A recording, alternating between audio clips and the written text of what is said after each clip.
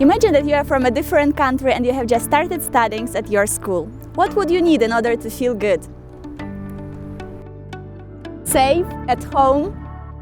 What would you like to know? What questions would you have? Join the WrOpenup competition. Task 1. Make a team out of 5 people. Ask your teacher to sign you up for a competition. Create a guide for new students who moved from foreign countries. Talk to someone who can share his or her experience with you. There are no limits for your creativity. You can use Polish, English, or both. You choose your way to present it. Infographics, a movie, a paper version, or you have a better idea? Task 2. Document a process of creating a guide, making a PowerPoint presentation, or a movie.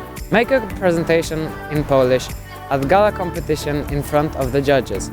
You got 8 minutes for that. And win! WrOpenup wishes you good luck!